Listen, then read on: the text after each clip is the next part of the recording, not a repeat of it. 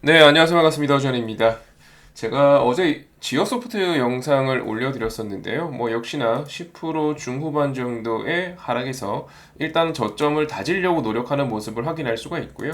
어제 이제 제 영상 보신 분들은 아시겠지만 요 내용은 사실 비단 지오소프트뿐만 아니고 다른 주식 투자하시는 분들도 알고 가시면 좋습니다.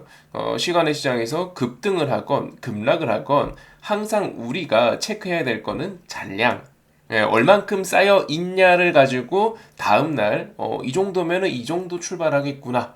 이 정도면은 요 정도 약세겠구나라고 유추가 가능하기 때문이에요. 왜냐하면 시간의 시장이랑 특성상 주문을 접수만 받고 체결을 안 시키잖아요. 10분 동안. 네, 체결을 안 시키기 때문에 사실 우리가 실시간으로 시세 결과를 바로바로 확인할 수 있는 장중과는 다르죠. 그런데 이 유일하게 실시간처럼 우리가 확인할 수 있는 도구가 하나 있는데 그게 바로 잔량. 그래서 제가 어제 뭐라고 말씀드렸죠?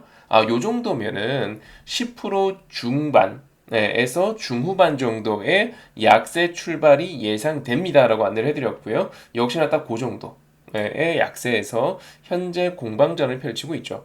자, 그러면 다시 한번 정리해 드릴게요. 어제 말씀드렸다시피 지오소프트 같은 경우는 현재 이제 체크해야 될 게 몇 가지가 있었습니다. 어제 시간의 기준으로는 잔량을 체크했어야 됐고요. 이제 오늘로 넘어왔기 때문에 잔량은 의미가 없고, 두 번째, 그렇다면 얘가 올랐던 이유를 보자고요. 올랐던 이유가 여기서 여기까지 오른 이유가 오아시스 때문이잖아요. 그리고 오아시스에 대한 어떤 수요 예측 결과 처참한 결과가 발표가 되면서 1차 급락이 나왔고 실질적으로 상장 철회 저는 개인적으로 상장 철회까지는 안 갈 거란 생각이 좀 더 높았는데 어쨌든 상장 철회를 하게 되면서 이렇게 추가 급락 네, 하게 되었고요. 어쨌든 오아시스 때문에 올랐던 분은 전부 다 반납할 가능성이 있다고 봐야겠죠. 네, 오아시스 상승분에 대한 이해를 좀 해주시면 좋을 것 같고요. 세 번째는 그래서 이 악재가 어느 정도 악재냐라는 걸 좀 체크해 주셔야 되는데 어제도 말씀드렸지만 이 오아시스라는 기업이 사라지는 게 아닙니다. 우리가 이제 흔히 만나는 여러 악재들에 대해서 우리가 분위기에 휩쓸리지 말고 스스로 좀 이게 어느 정도 악재인지 좀 구분을 하실 필요가 있어요. 당연히 그래야지 주식시장에서 살아남을 수가 있고요. 예를 들어서 어떤 대규모 계약 수주가 있습니다. 이 계약 수주를 하게 되면 뭐 천억을 벌어요. 플러스 천억을 법니다. 이 기업이. 근데 이 수주가 취소됐습니다. 좀 있으니까 상대방이 나 너네랑 계약 진행 안 할래. 그냥 무르자 라고 합니다. 그러면 천억 벌기로 한 기대감이 무로 돌아가죠. 돈 벌 거라 기대를 했는데 없는 일이 돼버리잖아요. 이러면 진짜로 악재죠. 하지만 오아시스라는 기업은 그대로 있는 겁니다. 이번엔 상장 철회를 했지만 어차피 상장하기로 가닥을 잡았고 상장을 했을 때의 기대 이익이라는 게 존재하고 그리고 현재 주주 구성원들이 당연히 상장을 희망할 거기 때문에 일단 오아시스 같은 경우는 추후에 다시 상장을 하긴 하겠죠. 일단 우리가 구분해야 될 거는 오아시스라는 기업이 사라진 게 아닙니다. 여전히 정상적으로 운영이 되고 상장 폐지 이런 것도 아니고요. 기업이 부도나고 이런 것도 아니고 그냥 그대로예요. 상장이 됐냐 안 됐냐만 달라진 거거든요. 네, 즉 오늘 우리가 이제 잡아내야 될 키포인트는 첫 번째는 상장 기대감을 올랐기 때문에 이 기대감만큼 급락이 나오는 건 당연한 겁니다. 예, 기대감이 빠지면서 나오는 급락은 당연한 거고요.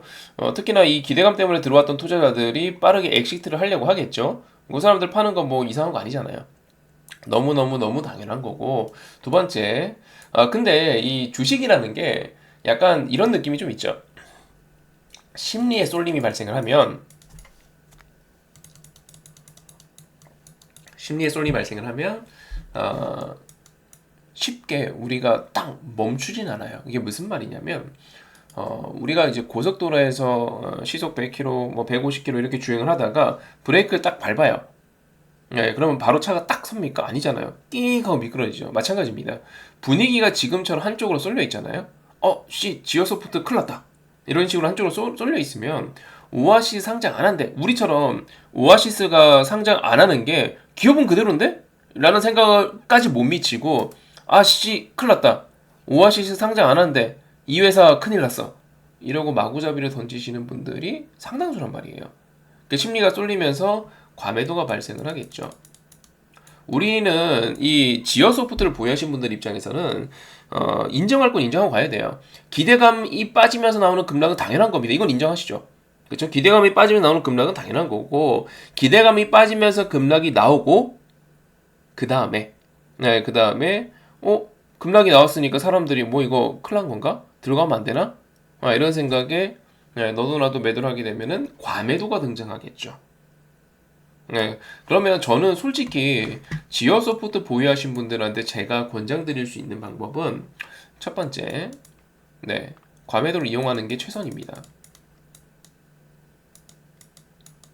과매도를 이용하는 최선입니다. 무슨 말이냐면 사실 이 주식은 오아시스 때문에 하락을 하게 된다면 요 정도까지 하락하는 게 맞는데 근데 그 이상 사람들이 놀래갖고 더 빠지는 줄 알고 막 이렇게 던지기 시작하는 거예요. 그러면 요 구간에서는 매수 포지션을 취한다든지 그렇죠? 그렇게 일단 대응하는 게 맞을 것 같고요. 맞을 것 같고 두 번째 선생님 장기 투자해도 될까요? 음, 글쎄요. 네. 일단은 제가 이 주식에 대해서 예상을 하고 말씀을 드릴 수 있는 부분은요. 지오소프트 같은 경우는 일단 당연히 끼가 많습니다. 옛날보다 검증된 끼 있는 종목이죠. 잊을만 하면 급등도 잘 해봤었고요. 뭐 이런 테마 저런 테마 잘 엮이기도 했었기 때문에 은근히 끼가 있는 종목군이다라는 거 좀 참고해 주시면 좋을 것 같고 두 번째는 이 주식이 이제 이런 실망이 생겼잖아요. 그러니까 본사 차원에서 지오소프트라는 회사 차원에서 어떤 립 서비스를 하지 않는다면 우리 이거 그냥 무조건 상장 처리하는 게 아니고 내년에 다시 할게 뭐 이런 거 아니면 주주님들 놀라셨죠? 미안해요. 근데 우리 요런 호재 준비했습니다라고 하면서 갑자기 호재를 한다든가 뭐 이런 식으로 뭐 립 서비스가 있지 않는 이상은 실망 매물이 발생을 했기 때문에 웬만해서 이 주식은 당분간 올라가기 힘들어요. 당연히 장기화됩니다. 너무 당연한 겁니다. 어떤 악재가 발생을 했는데 이 회사 차원에서 이 악재에 대해서 적극적으로 해결하려고 하지 아니하고 그렇다면은 이 주식은 당연히 장기화될 수밖에 없습니다. 올라가려니까 이거 물렸던 사람들 있죠.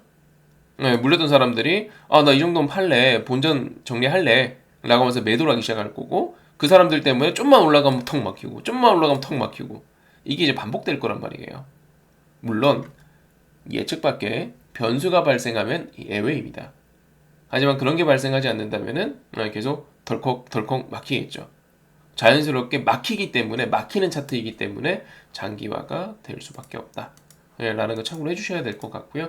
저는 이렇게 말씀드릴 수 있을 것 같아요. 이제 원래 끼가 꽤 있는 종목입니다. 이절만 하면 급등도 한 번씩 해봤었고요.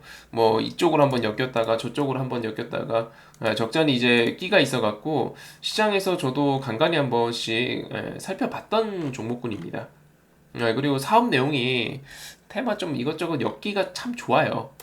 이것저것 엮기가 좀 참 좋기 때문에 뭐 일단 그런 부분에서는 나쁘진 않은데 이번에 좀 아쉽게 되었죠. 그러니까 저라면 이렇게 대응할 것 같습니다. 일단은 결정을 해주셔야 될 것 같고요. 나는 만약에 추매를 하고 싶다. 추매 희망한다. 그러면 그냥 지금 가만히 계세요. 선생님 방금 전에 과매도 국면이 어쩌고저쩌고라고 말씀하셨잖아요. 우리가 이 주식에 대해서 추가 매수라는 거 진행을 할 때는요. 아셔야 될 게 하나 있어요. 그게 뭐냐면 주식이라는 게 이제 추매를 진행할 때 개인 투자자들이 단가를 낮추는 데만 집중하는 경향이 있어요. 선생님 나 계좌 지금 마이너스 20%인데 이거 지금 추매해야지 마이너스 10% 되니까. 근데 문제는 마이너스 10%된 다음에 주가가 10%가 더 올라야 돼요. 그래야 본전이 되는 거죠. 그러니까 우리가 저희 같은 사람들이 추가 매수를 진행할 때 고민하는 부분은 내가 지금 이 주식을 추매했을 때 10%가 오를까? 이게 궁금하거든요. 이게 중요한 건데 개인 투자자들이 잘못 추매하시는 경우 중에 하나가 뭐냐면 이 마이너스라는 퍼센테이지를 줄이는 데 혈안이 돼 있어요. 근데 이게 중요한 게 아니거든요. 언제 오르냐가 중요해요. 내가 추매하고 나서 1년 뒤에 오르면 그 추매는 성공한 추매가 아닌 거죠. 내가 추매하고 나서 3년 뒤에 오르면 그건 성공한 추매가 아닌 거죠. 내가 추매를 하고 나서 일주일 안에 올라야 그건 성공한 추매인 거죠. 해볼 만하죠. 그래서 가만히 계시면 좋을 것 같아요. 왜? 때가 올 거니까. 예를 들어서 내가 추매를 여기 했어요. 여기에요. 이 동그란 친구가 했어요. 그럼 주식이 내가 추매하고 나서 더 빠질 수도 있죠. 무조건 최저점을 캐치할 수 있는 건 아니니까. 네, 그러고 나서 2달 뒤에 올라왔잖아요. 그렇죠. 두 달 걸렸잖아요. 얘도 지금 2달 걸렸고. 보통 차트 안에서 소파동의 변화는 일반적으로 3개월이 평균이고요. 대파동의 변화는 2, 3년이 평균이에요. 3개월이 무슨 말이냐면 뭐 이런 식으로 하락이 나왔잖아요. 네, 하락 기간 봐보세요. 이렇게 3개월. 그렇죠? 네, 그 다음에 옆으로 한번 기기 시작하죠. 3개월. 그 다음에 또 변화 모색하다가 한 3개월 또 빠져버리죠. 이게 이제 3개월이 보통 시장에서 가장 많이 등장하는 소파동의 기간인데요. 어쨌든 다시 넘어가서 제가 봤을 때 당장 호재가 딱히 보이는 게 없단 말이에요. 그러면 일단 가만히 계시다가 시장도 조금 더 저점을 찍고 지어소프트도 이 실망 매물 충분히 출회되고 그 다음에 추매 하시는 게 제일 좋죠. 아 선생님 나는 추매라는 거 잘 모르겠어요 라고 한다면 제가 여기 유튜브 채널에서 매주 저녁 화수목에 무료 방송을 해요. 라이브로 무료 방송을 하는데 들어오시면 제가 교육 다 시켜드립니다. 무료로 교육 다 시켜드렸고요. 지난주에도 제가 교육방송 추매랑 분산투자에 대해서 교육 다 시켜드렸었죠. 네, 참고해 주시고요. 두 번째, 선생님, 나는 손절할 겁니다. 나는 손절할 거예요. 라고 하신다면, 일반적으로 이렇게 이제 너무 뻔한, 이런 너무 뻔한, 어제부터 오늘 10% 중후반 하락이 예상이 되었었고, 그리고, 딱 봐도, 이만큼 반납하면 끝이잖아요, 지금. 선생님, 8,320원까지 무조건 떨어져야 끝 아니에요? 아니, 그게 아니고, 우리 12월부터는 웬만한 종목들이 다 오른 시기예요. 시장 상승분만큼은 또 인정을 해줘야 되기 때문에, 한 9,000원 전후, 9,000원 초반, 요 정도가 일단은 예상되는 저점이라고 볼 수 있겠고요. 거기서 오바해서 빠지게 된다면 9,000원 이탈을 한번 하겠죠. 네, 그렇게 참고를 해주시면 될 것 같고, 이후에 기술적 반등을 하게 되었을 때, 그때 손절. 해주시면 될 것 같고요. 개인적으로는 10,000원 터치는 한번 할 것 같은데요.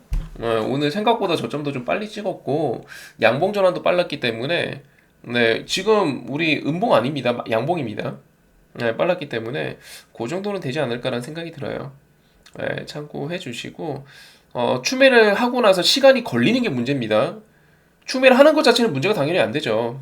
추매해서 엑시트하려는 분들은 꼭 제가 이야기한 거 기억해 주세요. 단가 조절하는데 우리가 목적이 있는 게 아닙니다. 사고 나서 반등을 해야 돼요. 그러니까 추매를 하기 전에 반등을 할 건가를 고민하세요. 요거 꼭 기억해 주시고요. 그리고 지금 제가 또 이제 마지막으로 말씀을 좀 드려보고 싶은 게 약간 이런 거죠. 우리가 어떤 주식에서 마이너스 100만 원이에요.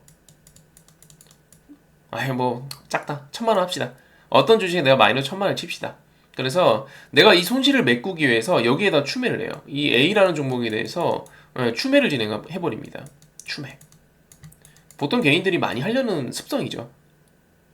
어떤 종목에 이게 무슨 복수열전도 아니고 어떤 종목에서 손실이 났으면 그 종목을 어떻게든 메꾸려는 경향이 있어요.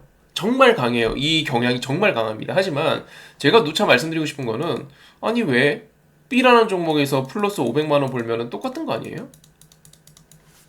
돈의 가치는 똑같은데요. 왜 A라는 종목, 예를 들어 지어에 손실 났어요. 지어라는 종목에 목매시는지 모르겠어요. 좋은 종목이 있다면, 추매할 돈이 있다면, 추매할 돈을 추매하지 말고 A에다가 B 종목에다가 신규 공략을 해갖고 500을 벌면은 메꿔지는 거잖아요.